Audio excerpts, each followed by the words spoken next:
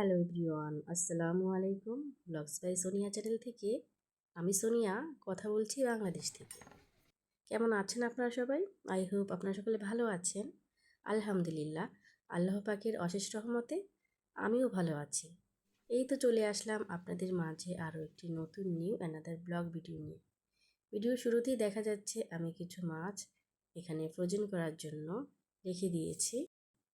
আর এখন যেহেতু রমজান মাস, রমজানের শুরুতেই কিন্তু রকমারি বাহারের ইফতারের আয়োজন, কেনাকাটা সব কিছুকে কিন্তু ঘিরেই কিন্তু রমজান মাস খুব একটি আনন্দের মাস এবং রহমতের মাস আমাদের মাঝে আল্লাহ পাক দান করেছে। তো এই মাসটিকে কিন্তু সবাই কিন্তু অনেক ভালোভাবে আনন্দ করে আর কি ভালোভাবে ইবাদত করে সব দিক থেকে মিলিয়ে কিন্তু মাসটিকে সুন্দর করে আমরা উপভোগ করি এবং আল্লাহ পাকের দরবারে আমরা রোজা করি, নামাজ করি, ইবাদত বন্দেগী করি। সেই সঙ্গে এই মাসে কিন্তু রকমারি বাহারের ইফতারের আয়োজন সবার ঘরেই কিন্তু কম বেশি হয়ে থাকে। তো অনেকে কিন্তু বাহির থেকে কিনে এনে খায়, আবার অনেকে নিজের ঘরেই কিন্তু তৈরি করে। তো তৈরি করাটাই আমি ভালো মনে করি। নিজের ঘরে নিজের হাতে রান্না করা, সম্পূর্ণভাবে ফ্রেশভাবে সব কিছু তৈরি করা, সাজিয়ে গুছিয়ে নিজের মন মতো করে। তো বাহির থেকে কিন্তু আনলে আমরা কিন্তু এইটা আমরা পাই না, কারণ বাহিরের জিনিসই কিন্তু যতটা দেখতে সুন্দর তার চেয়েও বেশি হয় বাহিরের তেল, তারপর হচ্ছে তেল ঝাল, তারপর যে তেল দিয়ে ওনারা আর কি রেসিপিগুলো তৈরি করে, দেখা যায় অনেক তেল কিন্তু এখান থেকে যায় কিংবা বেঁচে যায়।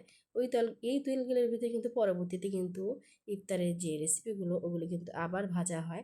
তো আমি মনে করি আমাদের নিত্য প্রয়োজনীয় আইটেমে যতটুকু প্রয়োজন সেভাবেই যদি আমরা আন্দাজ অনুযায়ী রান্নাটা কিংবা রেসিপিগুলো যদি করে থাকি কিংবা ইফতারিগুলো যদি তৈরি করে থাকি, ওটাই আমি ভালো মনে করি।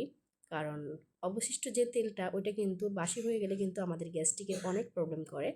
তো অবশ্যই কিন্তু আপনারা ইফতারের মধ্যে যে খাবার, যে ইফতার, যে রেসিপিগুলো তৈরি করবেন অবশ্যই যতটুকু প্রয়োজন সেই প্রয়োজন অনুযায়ী করবেন। কারণ সুস্বাস্থ্য আমাদের দেহকে যেমন সুস্থ রাখে, আমাদের মন মানসিকতাও কিন্তু সতেজ রাখে।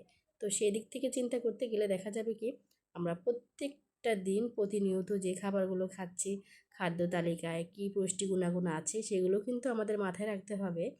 যে খাবার আছে বলে যে এটা খাবো ওটা খাবো তা করলে কিন্তু হবে না। অবশ্যই কিন্তু ইফতারের মধ্যে আমাদের মানসম্মত এবং গুণগান থাকা অনুযায়ী যে খাবারগুলো সেগুলো কিন্তু রাখতে হবে খাদ্য তালিকায়।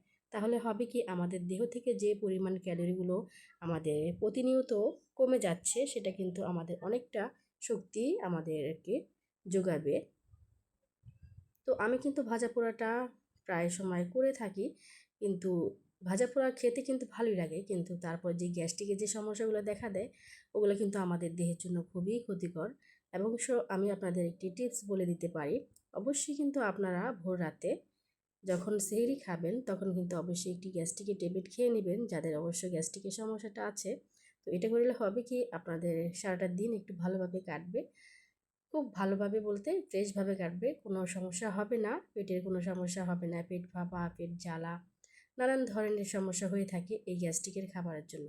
আর অবশ্যই ইফতারের মধ্যে আমরা এক এক করে খুব ভালোভাবে সুন্দর করে পরিবেশন করে খাবারগুলো খাবো।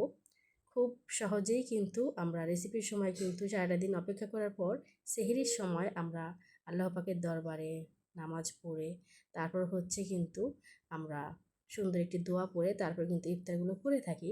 তো সেই জন্য আমি বলতে চাই যে আমরা ইফতারের সময় অবশ্যই খুব বেশি পরিমাণে না খেয়ে সবগুলো খাবার পরিমাণ অনুযায়ী আস্তে আস্তে ধীরে ধীরে খাবো। তাতে হবে কি আমাদের হজম যে শক্তিটা ওটা কিন্তু অনেকটা ভালো থাকবে এবং আমাদেরকে অনেকটা সুস্থ রাখবে। তো একটি সুস্থ দেহের জন্য কিন্তু আমাদের সব কিছু সব ক্ষেত্রে সর্ববিষয়ে কিন্তু মাথা রেখে চলতে হবে। শুধু আন কি বলবো যে সব দিক থেকে চিন্তা করতে গেলে দেখা যায় আমরা প্রত্যেকদিন খাদ্য তালিকায় কী রাখতেছি, কীভাবে চলতেছি, চলাফেরা একটা গাইডলাইন অনুযায়ী করতে হয়। তো অবশ্যই কিন্তু আমি যতটুকু প্রয়োজন আমি আপনাদের সাথে যেগুলো বলার তা বলে ফেললাম। আর আমার কথায় যদি ভুল ত্রুটি হয়ে থাকে অবশ্যই আমাকে ক্ষমা দৃষ্টিতে দেখবেন। তো আমি কিন্তু খুব ভালো করে আয়োজনটি করতে পারিনি, তো ছোটোখাটো একটা ভিডিও শেয়ার করে ফেললাম আপনাদের সাথে। কেমন হয়েছে অবশ্যই আমাকে কমেন্ট করে জানাবেন। আর আমার কথায় যদি ভুল ত্রুটি হয়ে থাকে অবশ্যই আমাকে ক্ষমা দৃষ্টিতে দেখবেন। বিশেষ করে ছোলার বুটে কিন্তু প্রচুর পরিমাণে ক্যালারি থাকে, আর এই ক্যালারিগুলো কিন্তু আমাদের শরীরের জন্য খুবই উপকার। ছোলার মধ্যে যে প্রচুর পরিমাণে শক্তি থাকে তো এটা কিন্তু আমাদের দেহকে অনেকটা সুস্থ রাখতে সহায় করে। তার মধ্যে হচ্ছে দই। দইটা কিন্তু আমাদের দেহকে সতেজ রাখে এবং আমাদের পুষ্টি গুণাগুণ কিন্তু অনেকটা বাড়িয়ে দেয়।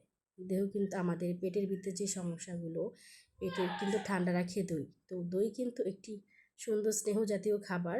এটা কিন্তু ডেজার্ট আইটেমও বলা যেতে পারে। অবশ্যই কিন্তু ইফতারের খাদ্য তালিকায় যদি আমরা একটু ঠান্ডা ডেজার্ট জাতীয় আইটেম যদি রেখে থাকি, তাহলে কিন্তু এটা আমাদের শরীরের দেহকে পুষ্টি গুণাগুণ আরও বাড়িয়ে